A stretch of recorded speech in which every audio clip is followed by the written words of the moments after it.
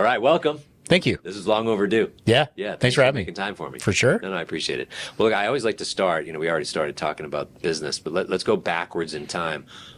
I looked up ASU graduate, law degree. Yep. How did you get into real estate? Yeah, man, it's a long, winding road. You want the short version or the long version? There's a middle version in there, but Okay. I went into law school initially knowing I didn't want to practice law, which is an interesting thing to do. That's but weird because that seems like a long, hard, arduous road. Well, it's like going to medical school and be like, I don't want to be a doctor. It's But beforehand, Yeah. usually they get out of it and they're like, yeah, I don't want to do this. Totally. Well, for me, it's like my dad is an attorney. My sister, when I was graduating from undergrad, my sister was entering her third year of law school, or I think she was just about to graduate. My sister's a school principal. And so for me, I think there was something with the law school, it was in my blood. Kind of felt like it was a family rite of passage. I'd also looked at do I do an MBA? I knew coming out of undergrad that there was other stuff to do. MBAs, they're night programs, they're executive programs. Law school, there isn't. So I was like, well, I should go do law school and then I can always go back and get an MBA. And then I thought about doing a joint JD MBA. Those are programs that are offered at ASU. I actually talked to ASU and I talked to Thunderbird when it was a thing, Thunderbird International School of Business Management. And Thunderbird was like, yeah, we'll do it. They were willing to combine forces with ASU, but ASU was like, no, we want to keep it in-house. Yeah. So I didn't go down that path. It would have been an extra year. I didn't go down that path, but I graduated from law school and, went through law school and had the idea of, going into it. Again, I'm not going to practice. But then as any professional program does, it kind of turns you to the practice. And so as I was graduating, I had accepted a job at a litigation firm. I was going to be doing product liability defense. So if a plane crashes and they sue the engine manufacturer, I'd be defending the engine manufacturer type stuff. That the firm that I was joining was defending Ford rollover cases and, when the Explorers were, rolling over. And I found myself my last semester of law school, literally unable to pull myself out of bed. And I'd never experienced anything like that. And it took me, I figured out I was clinically depressed. And that to me was the first time, and what I've coined it over the years is a soul revolt. My soul was holding me in bed. Wow. Dude, you don't want to do this. This isn't good for you. But it couldn't quite break through the other noise. And so I almost self-sabotaged that last semester of law school. But what I came to the realization was, I don't want to practice law. And so I came full circle to that realization, went out, did a couple of other things. I at the time, my girlfriend, who became my fiance, my first wife, then my ex-wife, her dad was developing high-rise condos in Mexico. He's like, hey, I know you don't want to practice law. One, what are your intentions with my daughter? And two, do you want to come down and kind of be my right hand? And so went down to Mexico after law school to Rocky Point and helped get a development off the ground, learned a bunch, was a sales manager, helped, sell a bunch of the condos. And how long did you do that? there was 18 months, 12 months, 18 months. It was a ton of fun. I spent anywhere from 3 days to 2 weeks at a time down in Rocky Point. We had a condo that we lived in and, had all my restaurants and my buds down there. And then the economy turned, boom. That's when the Great Recession hit. So people were cashing out their equity here in town and going and buying condos cash in Rocky Point. And so the pendulum swung really fast, really hard. And so it just stopped. And so we ended up selling the project to our Mexican partners and came back here, did a couple of other things. And, obviously it was through tumultuous times. Right. So I got hired and laid off from several things. And my wife at the time, my first wife, was like, you've always wanted to do something on your own. Don't just go take a corporate job. Figure out what you want to do. And so I started developing a business plan for what they call in the Pacific Northwest a bottle shop and tap room, like craft beers. A store here in town where you could go and get amazing craft beers and fill up jugs and that sort of stuff. And built a financial model. I needed an investment of about $250,000 to get it off the ground. And what I was finding is no one was really interested. And because it was before craft beer was all the rage, it was right on the front end. Wow. So I kept talking to people about potential investors, think of Postino. but for beer. And they're like, I got you, but like, I don't get you. And so what I didn't want to be was that dude that was just like, you know, getting crusty, trying to build my business. And then I sat down with my dad and talked about it with him, and he went through the business plan. He's like, listen, can you succeed at this? Yeah. He goes, but like, as an investor, what's my collateral? Right. So he put his investor hat on. He's like, you get hit by a bus and like, I'm just going to have a bunch of refrigerators full of beer. It's like, this business is so you intensive. And he's like, and look at the return, right? Like one store, like that'd be a 7-day week gig. I wouldn't be making that much. I would have to expand and And so I was like, maybe this isn't right. And then a couple months later, maybe I think my dad and I were having lunch, and he was like, what about real estate? He's like, before you went down to Mexico, you were working on getting your license. He's like, you know, me and my law partners are all going to be buying and selling homes in the future. Like maybe it's something to do. I think he was thinking more part-time, you know, kind of get your legs under your son, you know, and do a couple deals on the side. Yeah. For me and the buddies at the firm. Yeah, exactly. And then I just jumped in. I examined it. I looked at commercial real estate too, and looked at potentially becoming a financial advisor. But real estate residential combined so many skill sets. One, my law degree, right? I'm able to examine the contract. I'm able to, like, you know, as I like to say, play chess, not checkers, look a couple steps in front, and hopefully develop a strategy as opposed to just kind of ping ponging back and forth with moves from the other side. So it involved that. I'd worked in marketing as one of my job iterations. So a combination of law degree, marketing, and then just, you know, my personality style, being able to interact with people and create a friendship, but also be professional in there and let them know they're getting and receiving value for the services I provide. Like, to me, residential was a really good fit. So I jumped in and just started full time and just haven't looked back. That's a really cool story. Thanks, man. How you got all there, and then I love how your dad sat down with you, really dive into that business plan. Yeah. To really bring out the, hey, maybe this isn't the right thing. Right. Maybe there's a reason why these people are saying no. Yeah, but totally. Kind of guide you another way. Yeah, exactly. Yeah, a little bit, you know, and that's, I think when you look at fatherly advice, sometimes it's like, oh, like, you know, like I've been working on this thing, but he just put reality to it, and not in a shitty way, but like, man, this is like, you're going to grind your ass off and you're going to make 110 grand a year or something. I mean, 6 figures, nothing to, you know, walk away from, but also it's like, that's not going to, it's not going to do it.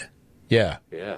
Yeah. And like you said, playing chess, not checkers, right? So he was taking you down a further path. Totally. To like, hey, what's that exit even look like? 5 years from now, what are you going to have from that? Right. Yeah. I looked at that when I was a personal trainer. I was like, you can't make money being the trainer. You'd have to have your own gym, but then you can't be the one training all the clients. You'd have to then have people under you. Is that what you really want? And then you might need multiple gyms to make the income that you want to support the life that you really want. Totally. Or to invest in the things you want to invest in. Yeah. So very similar. Yeah. So when you got into real estate, where'd you start off? My brokerage? Yeah. I started off at Coldwell Banker. Really? Yeah. I mean, back then. Floor time. When I dude, my first deal came from floor time. Nice. And so, you know, Coldwell was known as like the training brokerage. Like, they've got the services, they've got great training, and they did at the time. I don't know if they what they're known for today, but like, I went there, I was there for 5 or 6 years and dug in and, you know, did all the training, did all the stuff that they have, and then did floor time. And for those, you know, watching, listening that don't know what that is, like, you literally, throughout the day, there are times where agents can sign up and be like, I want this 3-hour slot. And anytime the phone rings at that office with a buyer or seller opportunity, they connect it with the person on floor time. And so, a person called in and had driven past a sign for someone else in the brokerage that didn't have their own telephone number on the sign. They had the office number on there. Okay. So it got routed to the office. Bad idea from a marketing standpoint. And I picked it up and I ran with that person as a buyer. You know, they never asked me, well, how many deals have you done? Whatever. Like, I built rapport with them. I delivered expertise. We offered on a short sale, didn't get it. I stayed in touch with the listing agent and happened to call her one day and she's like, actually, this thing's falling out. Do you guys want it? So we swooped in, my determination, my follow-up, got my client an opportunity. We swooped in and bought it. And then he turned around and was like, hey, will you list my house? So I got my first buy-sell from that same client. That's awesome. And then it took me 6 months to get my first deal. But then from then, like the dominoes just kept falling. Do you still stay in touch with that I do. client? I do. Like 2 years ago, I was rolling through my list and I called that client and he picked up the phone and was just like, dude, he's like, I'm moving to Seattle. And I was like, awesome. Like, what are you doing with the house? He's like, we're going, I got a reload package. So we're going through the reload company. Like, I would have called you. And I was like, well, are you committed to the agent that the reload company is introducing you to? He goes, no, we've had like a conversation. I go, listen, my production qualifies me for any reload company in the country. So if you call if you want me to work with you, call your reload company and go, hey, I've got an agent that I want to work with, and they'll send me the packet. I'll fill out the information, and I'll be part of the reload. I will qualify, and I'll be able to represent you. And so he did, and I listened. It was so cool. It's like that was going in to list my second transaction ever. Wow. And I told him, and he followed me and, on social and all that and watched me grow my business. And I was like, dude, you were the first person that gave me a shot. Like you were the first person that gave me a shot on the buy side. You're the first person that gave me a shot on the list side.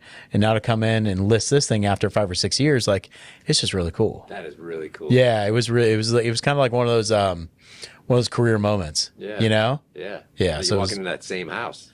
Yeah. That's awesome. And to see what they had done with it and to figure out how I would want to position it for sale. And it was just cool. Now, what percentage did it go up in value?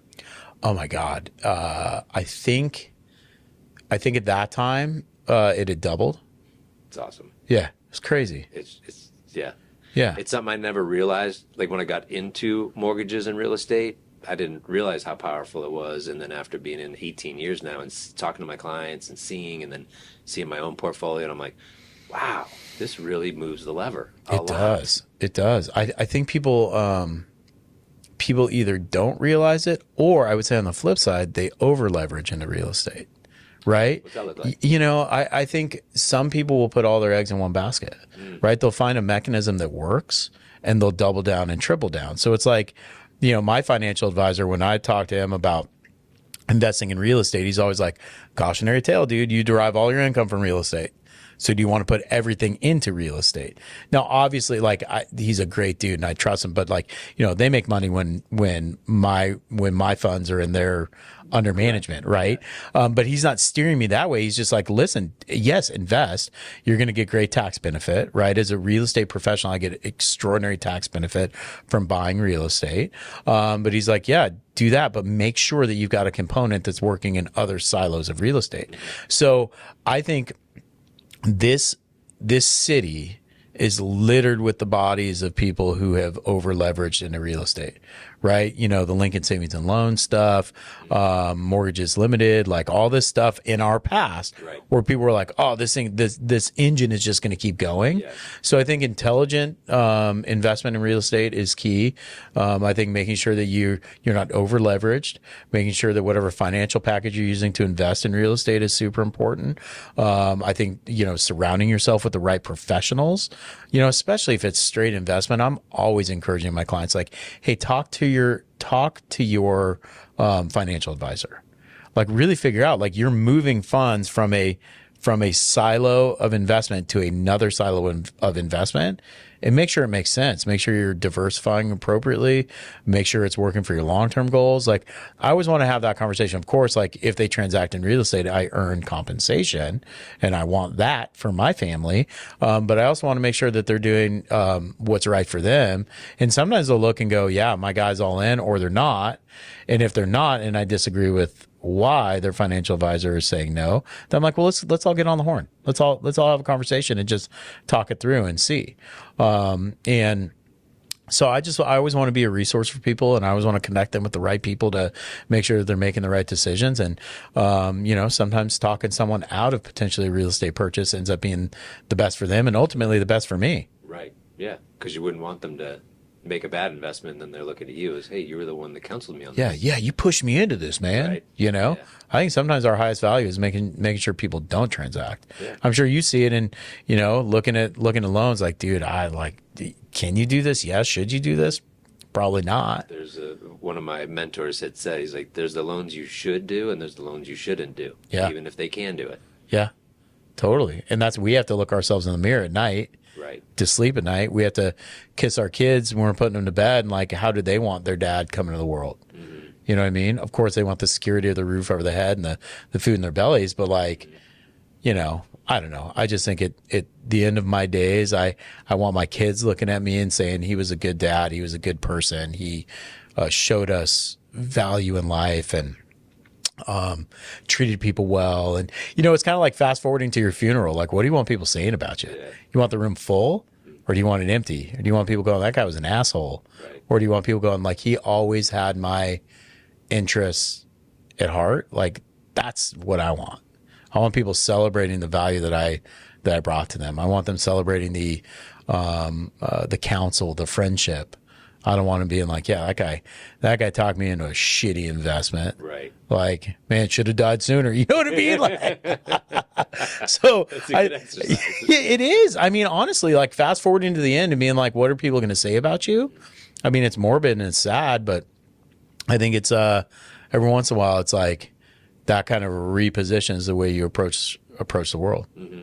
I had someone do an exercise like that, and then they said, hey, do the post-mortem of your year. Where do you want to end up? And then reverse engineer it back to, okay, what do I need to do to get there? Yeah. Yeah. Which Super is saying, interesting. hey, people are standing over your funeral. What are they saying about you? Cool. Now reverse engineer your life to be like that. Yeah. That's Yeah. your character. Well, it's so interesting to do that, to break that down into kind of an annual basis. Mm-hmm. Makes a ton of sense. Yeah. So let's go back. You mentioned, I heard two things on where you're getting your business from. One was you said, hey, I'm going through my list and I'm calling the guy that I did my very first couple deals with. So obviously you're working your past clients. I'd love to hear more about that. So how do you stay engaged with your past clients? Yeah. A multitude of ways. I think it's easy in this environment to lean heavily into technology, to leverage out your connection with people, right? Like social media. Oh, they're following me on social. They're seeing my shit. Oh, they get my newsletter. I'm staying in touch. Oh, my postcard hits their mailbox once a month. Like they know I'm doing real estate. They don't need it. They'll come back to me. And I got into a position about 2 years ago where annually or so I go through my entire database, my mailing list. I make sure that the people are still living in the homes, that sort of stuff. And I'll get a postcard back in my mailbox. It's like, no, they're no longer at this address. And then I'll jump in and be like, shoot, they sold. They didn't use me. And it's those points which then I go back to myself and I go, well, why didn't they? Well, one, actually, I didn't have a really good connection with them. Or two, that transaction didn't go as well as I expected to. Or three, like, gosh, I had a really good connection. I thought it was a good thing. Well, why not? And it's like, oh, I sold them a home 5 years ago and I've never called them. Most of the time it's that. And so I try to make it a point to, yes, make sure that from an automation standpoint and from a content standpoint, that people are constantly getting a brand drip. Mm-hmm. They're constantly seeing my brand in their mailbox, in their inbox, in social, all that sort of stuff. But that personal connection is massively important. Massively important. I think a lot of agents go through this mental game where they're like, I don't want to bother people, or they don't really want to hear from me, or like you can lay out these little self-limiting things in front of you to prevent you from making the call. But like people genuinely, if you provided a value and you're a good person, people do want to hear from you. Well, and you're a valuable resource. Like us stuff's changing all the time in our market. And yeah. Whether they had a need to, like, it's not like you had to call them on the day they were thinking of buying and selling. Right. You just need to be there when they were like, hey, it's funny, I was just watching the news, or, Yep. I just heard this thing, Yep. or, my sounds weird. Do you know anybody? Right. Like I find most of the times when I'm talking to the clients because they needed a connection to something. Yep. Yeah, and that's it. And it's being a connector, right? And so it's highly important to, yes, have systems that are automated where people are hearing from you in a very to me, again, it's those little brand pops, like they can't go anywhere without seeing me type thing. There's a rhythm to that. There is. And Foundation yes. follow up. Yeah, and it has to be consistent. It has to be constant. But then hearing from me, whether it's I'm walking out to my car and I'm thinking of them and I shoot a little video, Ooh, and then I just send it. nice. Like, hey, dude, you just popped in my head. I just want to say, I hope everything's going well with you and your family, kiddos. Let's connect soon. I like that. Just send that, right? And they're getting a video or a voice memo. That little voice memo feature on the phone, like, hey, dude, I'm just running between meetings, but you've popped in my head like 3 times lately. Just want to let you know I'm thinking of you. Hope all's well. Boom.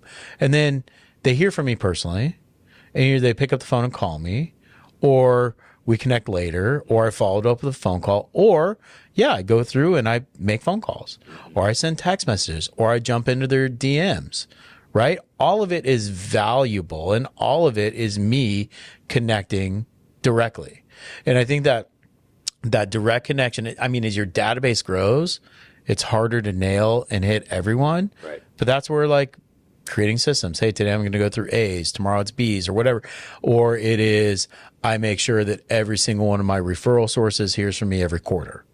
Or it's structuring it with gifts, or it's structuring blah, blah, blah. Or I'll hold a couple of events every year, and I'll invite my entire database.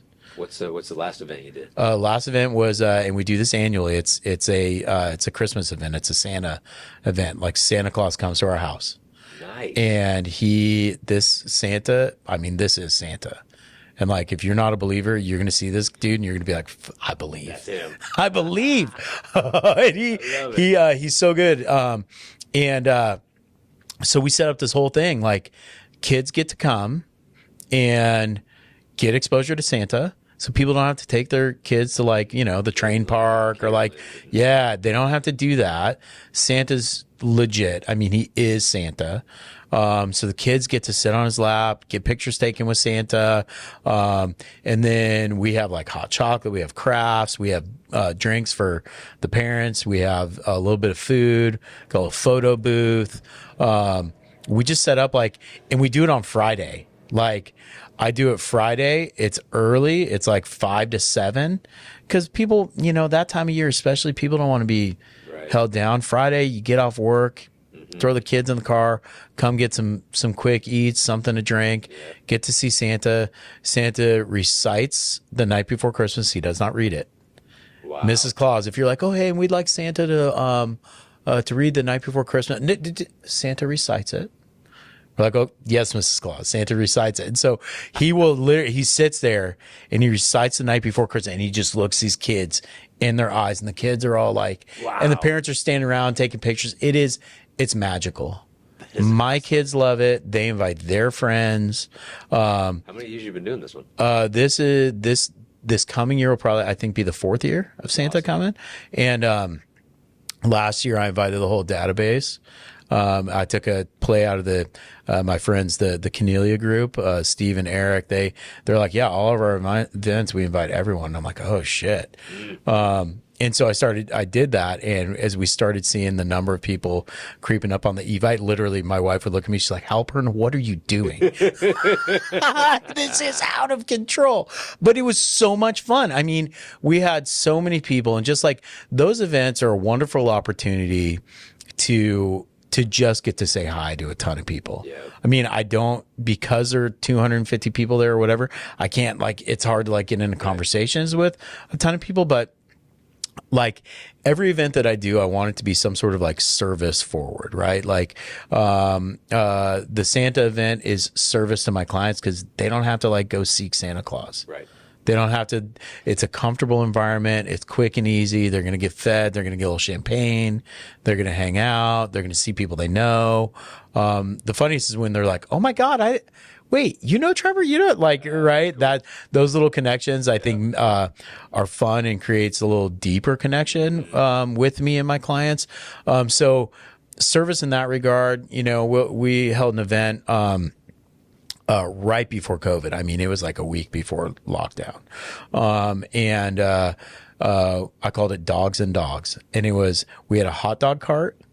And we held it at my old building Casa where there was a dog run, and we had a raffle, and all proceeds went to a dog shelter, a no-kill animal shelter. Oh, I love so that. the shelter was there; it was accepting donations. We had a raffle. You had to buy raffle tickets, but all the proceeds were going to the shelter. You get a hot dog, let your dogs run in the dog run, and it was awesome, right? And it benefited the community. Yeah. I have a hard time with the like client appreciation event where it's all like, hey, I'm here to talk about me and I'm glad you're here because this is about me. Like, I just get uncomfortable with that. And so I always want there to be some sort of like give back to those types of events. So that was a long answer to a short question, but generally that's how I stay in touch with my clients. Events, calls, texts, DMs, stuff in their mailbox, follow me on social, just try to create a mix of automation and in-person stuff so that my phone rings in instead of me being forced to ring out. I do ring out, but it's not cold. I'm going through and either someone pops in my mind and I'll write their name down and make sure I hit them, or I'll go through and be like, hey, I haven't talked to that guy in a while, you know, let's put them on the list. And I never leave with real estate stuff. It's literally like, hey, I just came across your name, thought of you, want to say hi, what's happening, what's going on. I like that a lot. Yeah, and then it always turns to real estate. Oh man, family's good, things are good. What's up with you, man? What's going on in the market? Yeah. Rates coming down, da da da, and like it leads to conversations about real estate, or it doesn't. Right. But then I'm top of mind, and I always find, and I'm sure you're similar, that it happens to be that client that you talked about, the AC unit or whatever. They're like a week later, someone's calling and going, hey, I just talked to Greg, and you know, he mentioned he talked to you the week before, and we're thinking about buying. He gave us your name, blah blah blah. Like Exactly. it's amazing how that happens. So that consistent drumbeat, that mix of automation and personal stuff is how, as a network-based agent, I continue to make sure that my phone is ringing in and business is coming in. That's awesome. Now, the other silo, because what I heard was professionals like financial planners, attorneys. How much of your business actually comes from professionals outside of real estate? I would say a lot of those people are, you know, in my database are my clients, and so they're good referral sources. I have a buddy of mine that's a estate planning attorney. So a lot of times I'll get a call like, hey, you know, I've got a client inherited mom's house. I gave him your contact info. So I would say I probably get 2 or 3 deals like that a year. I've got attorneys who are like divorce attorneys, and I'll get like special commissioner cases where the judge will appoint me to help manage the process. Those are interesting. I've had some of the biggest difficulties with those cases. I'm sure those are harder. They're hard because it's cold and people don't really know whether they can trust me yet, that sort of stuff. But you know, I probably get 1 or 2 of those a year. I also say hard because when it's court appointed, that means they weren't of amicable, collaborative nature. Yeah. Right? Yep. And one person's always trying to like sandbag. And I had a pretty difficult one recently. And I was just so glad to let it go. And I get paid like an hourly rate. You know, I kind of set my fee and set my rate. And so if I don't sell it, I'm still compensated. But of course, I like to actually, you know, transact and use it as every listing is an ability to market and that sort of stuff. But, you know, I think from my referral sources, I would say from the professionals out there, it's not necessarily that I'm getting a ton from specific professional silos, but it is professionals who happen to be clients, friends, whatever. I just happen to run in my network seems to be a little bit more professional. And so I do get referrals from attorneys and financial advisors and CPAs and that sort of stuff. I have agents that are very deliberate at getting after that, but that's pretty cool. It's already intertwined in your database and sphere. Yeah. Well, and I like doing business with people that I like. Yeah. You know what I mean? So like I typically don't go out and like You know, I won't like advertise in like the Arizona Bar Association magazine, that sort of stuff, because it's like it's so cold. Or I won't like create a list of domestic attorneys that I want to call and earn their business. Like that. Every time I do that, every time I try to go and generate cold business, and I will, and I go down this path, and my marketing team, my staff, and my wife knows my term for it. It's called chasing ghosts. When I chase ghosts, like instead of focusing on the network that I have and the people right in front of me, I'm chasing vapors. I'm chasing ghosts. I'm like literally like, this marketing thing is going to work. I'm going to generate so much business in North Central from people that are just going to recognize my name and this and that. And I'll do this entire marketing effort. And it's like crickets. Phone's not ringing, or it rings once or twice. And it's like, okay, cool. But I'm like, yeah, I'm like, I was chasing ghosts.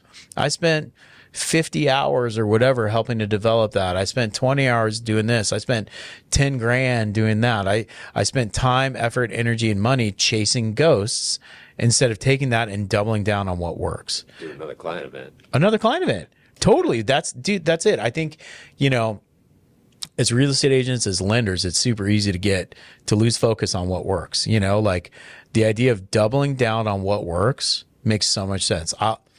I'll be mentoring agents. I'll be like, okay, you know, all right, you did 8 deals last year. You did 10 deals last year. Where'd those come from? Because they'll be like, hey, I want to do this thing, this marketing thing, and here's what I'm thinking, and blah, blah, blah, blah. I'm like, okay, where'd your deals come from last year? Okay, 10 deals. I had 6 of them come from my network. I had 2 of them from open houses, and then blah, blah, blah. And I'm like, okay, forget, like everything you have in front of you right now is beautiful. It's gorgeous. Did a really good job on it. Like, throw it right in the trash. Let's just table that. Yeah, just double down on what works. You got 8 of your 10 deals from your people, and then from holding open houses that your people gave you. Like, double down, triple down on what works. And if it is a marketing piece, like this is what works for me, and I buy leads and I hammer the phone and blah, blah, blah, then double down on that. Spend more money. Track your conversion rate, track your ROI, track how much you're spending.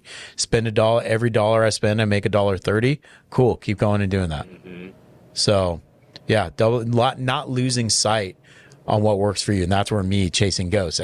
Probably every like 18 months, I'll do something where I'm like, and I'll catch myself like, chasing ghosts. Can call you out on it too. Yeah. Oh yeah. Hey man. Yeah. What are you doing? Looks like we got get the net out. You're going for the ghosts. Yeah, exactly. Get the old trap from Ghostbusters. Yeah, exactly. Now you have a really good marketing sense, as I can hear. Where did that get, nurtured along the process of real estate, or did you have that prior to? Where did that come from? Yeah, it's interesting. That's really a good question. Prior to, I've always enjoyed marketing. I've always enjoyed advertising. I've always liked jingles and stuff like that. Like I can pull out a commercial jingle from 25 years ago. And my buddy, I don't know, do you know Jason Hall, real estate agent? Jay and I we'll be somewhere, and one of us will get going, the other will finish the jingle. We're like, it's like we're such nerds like that. But so I've always had an eye, like I'll see an advertisement or I'll see something, I'll be like, dude, why that, not that? Like if they made this bigger and got rid of that, or like, that message doesn't resonate, right? So I think I've always enjoyed marketing and advertising and the thought of putting together something that resonates with people. And so to me, that's a creative outlet. I think a lot of what I try to do in my business is differentiation. How can the similar but different thing? Like, hey, everyone's doing this with their marketing. How can I do this? How can I be familiar enough with how people are used to being marketed to? Yep. How can I be seen and not be rejected because I'm similar enough? But how can I do something and have people look and go, dude, there's something about that's just a little different, right? And so that's always been my approach. Like that. No sense reinventing the wheel, right? Dude, there are plenty of ideas in our businesses. There are plenty of ways to approach it. What I want to do is take a wheel that I'm like, I like it, but I want to hone it, or I want to polish it, or I want to like paint it. I just want to like make it my own, but it still rolls. Yeah. Still does it. I'm just making it my own. And so I think there's a lot of copycat that goes on in this business. And you hear it from the marketers, right? You hear, like, literally people will call someone and go, hey, that video you shot for so-and-so, like, I want that. And then all you do is you end up being in a sea of everyone doing the same thing. Right. And so for me, one of the questions that I try to ask is like, why?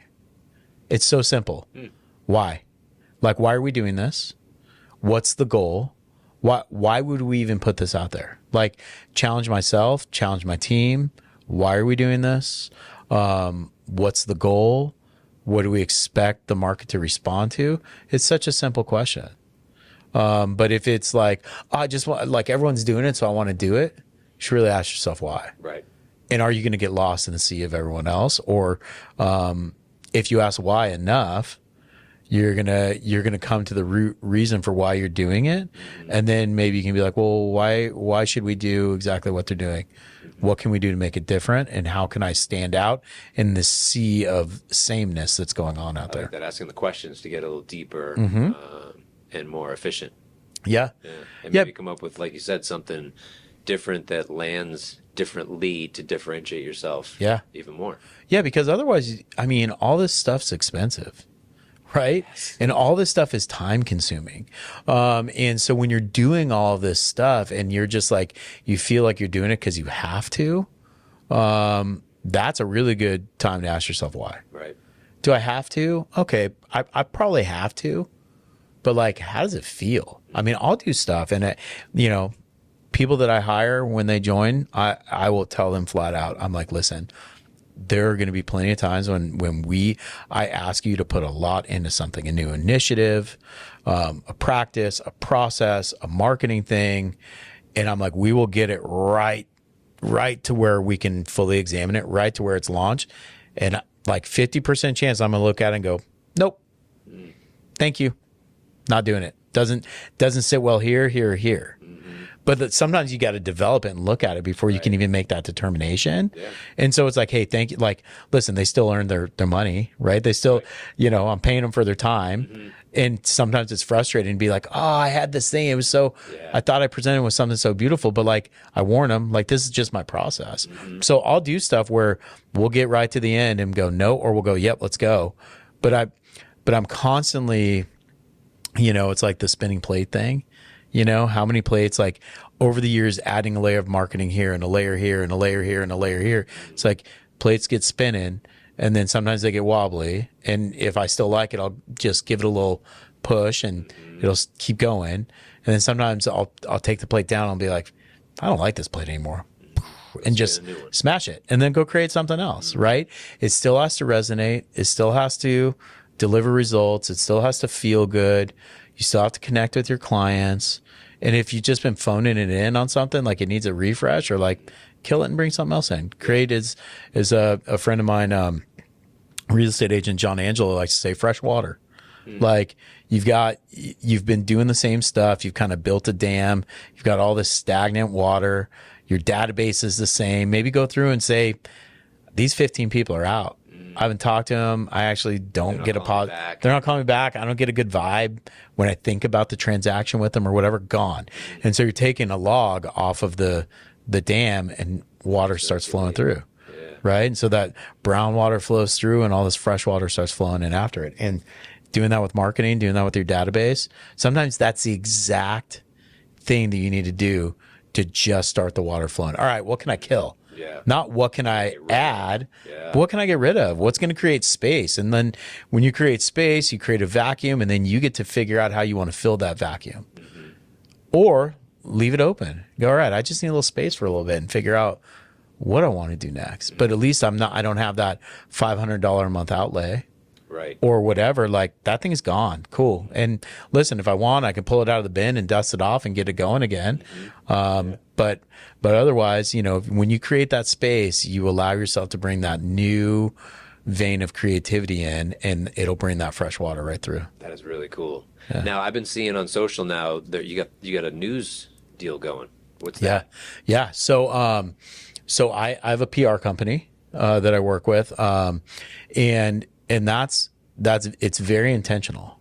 So that's a differentiator, right? Talking about like similar but different, right? So video is highly important.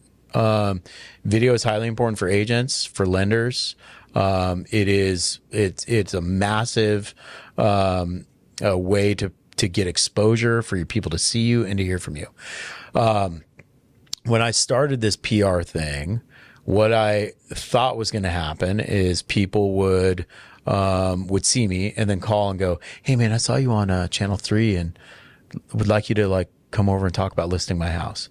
I've been doing this for 2.5 or 3 years now. Took a little bit of a break and got back into it. But I've probably earned 3 or 4 listing appointments from that. Not a ton. And so when I stopped doing it, I was like, hey, I don't know if it's really working. But then I started pulling my referral sources. Like, hey, does it matter to you that you see me on the news? My top referrer was like, are you in front of your computer? Hey, yeah. He goes, hold on. Hey, check your email. And I went and opened up my email and he's like, this is what I send to my people I introduce you to. Hey, this is the agent that I told you about. Here he is on the news talking about XYZ. Here he is in AZ Big Media. Here's an article he wrote, for Business Insider.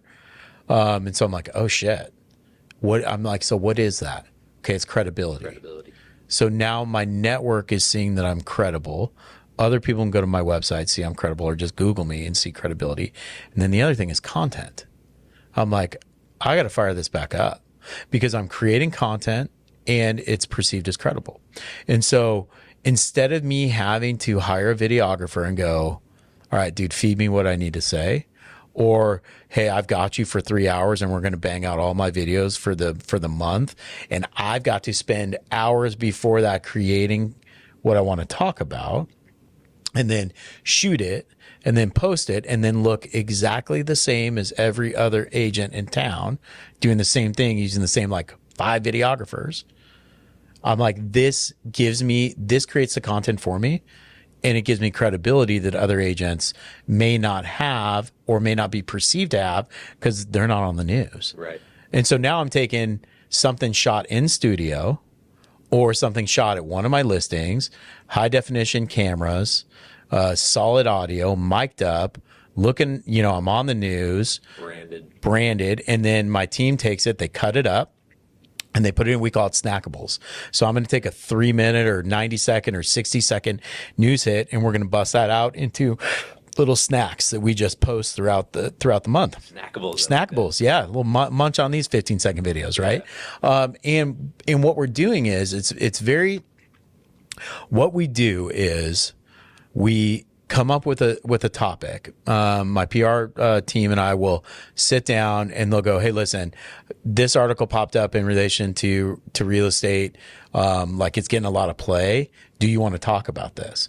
And so sometimes they'll just send, hey, Trevor's willing to talk about this, X, Y, and Z. Or we will put together an actual article. Hey, this is a hot topic. What they'll do is they'll draft the article for me and then I edit it to make sure sometimes I'm like, I would never say this. Right. Or like almost there, but like this paragraph needs to be changed and I'll edit it. I'll send it back. I'll say approved with my edits. And then they take that article and they just start pushing it to all the news outlets, whether it's AZ Big Media, whether it's 3TV, Channel 12, whatever. And they'll go, hey, this is a hot topic in real estate and Trevor's willing to talk about it. And so we are giving them the content that we want to give them, that people are asking me about. Jeez. We're giving it to the news. We're answering the question on the news and they're giving us full high definition shots that we pay to own the clip and then we're able to slice it up and use it. And so give them what we want to talk about because it's what people want to talk about and the news knows what people want to hear and talk about. So they take it, they get their shots, they get to push their stuff out, and then we take it and bust it into little snackable videos. Phenomenal. Now, where's some of the distribution going? Because I've seen it on Instagram. Yep. What other places have you put that? Yeah, we put it on Instagram, we put it on Facebook, LinkedIn, my Google My Business profile, and then we'll put it on YouTube as well, and my website. Do you have an email distributed out too, so the database sees like, hey, check out our news hits on this or news this? Yeah, so Yes, but once a month. Okay. So my newsletter that I send out is a little bit different than what I've seen in the past. What I don't want to do with my newsletter is feel like I have to create more content. And that used to be it. Hey man, what are we gonna talk about? Shit, I got to send this newsletter, chore. right? It becomes, and then it becomes monotonous for clients too. Like I'm not the gingerbread cookie recipe agent. Like come Christmas, you're not gonna get an email from me that's like, hey, here's my gingerbread cookie recipe. I don't do that. I don't do the seasonal things traditionally. I'm not going to send you a, happy St. Patrick's Day email. Like my promise to my people is they get one email a month from me. And so what I do in that newsletter is I take everything that we've put out in social, our listings, our evidence of success, our sales, our buy side, our listing side, and we take everything we've done and we just make it vertical. Yeah. And so, a lot of people will go, well, dude, they've already seen it. It's on social. No, like not everyone's following me on social. Right. Not everyone is getting something in the mailbox. And so the newsletter gives me an opportunity to tell them what I thought I've already told them.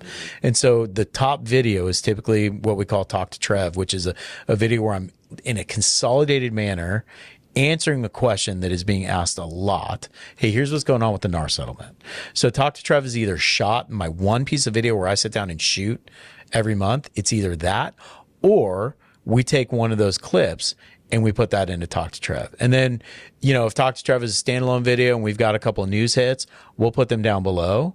But I don't push out to email every time I'm on the news because I don't want people to tune out. Yeah. So once a month they'll get to see it. That's great. Yeah. I also look at no one's going to look at it and say, oh, I already saw that. That annoys me and I'm going to unsubscribe. They're Right. like, oh, I already saw that one. But then they see all the other stuff that's in there. Exactly. Yeah. And I try to do, statistical stuff.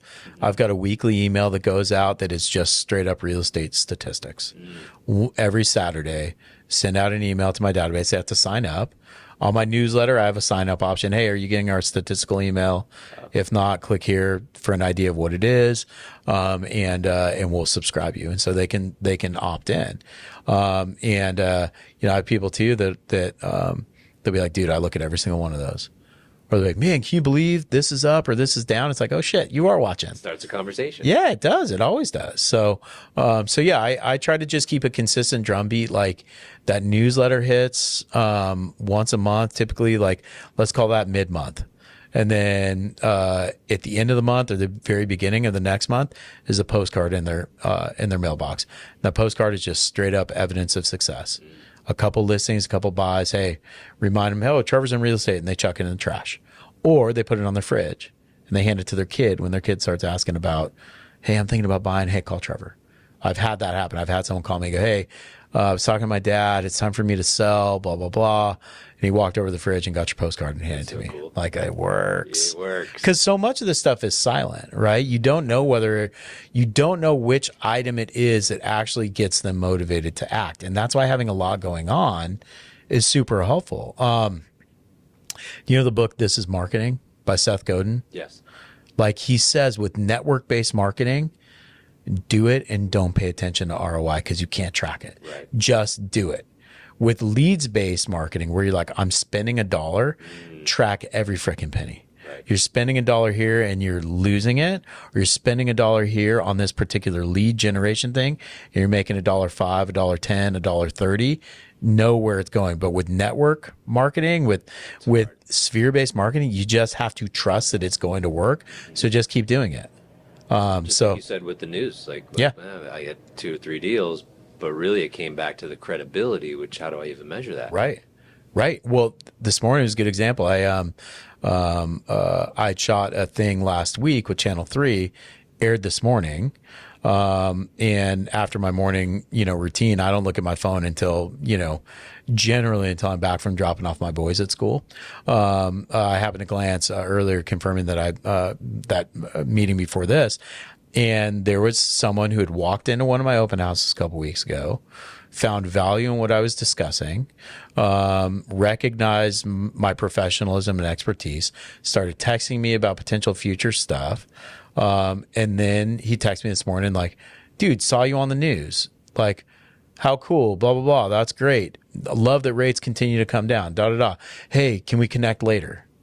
Right? Mm-hmm. So he saw content and he saw credibility And I didn't have to like proactively, I had to show up on site. I did, all that stuff, but like I didn't have to memorize a script and jump into a pool and, do all the stuff that everyone's doing.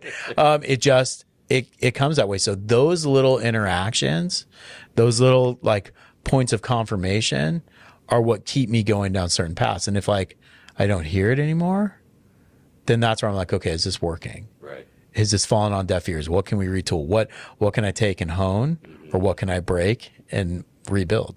That differentiator, I really like that, especially when you say being top of mind, but in a differentiating way. Like that person now reaches back out, and that further anchored the relationship with you. Yep.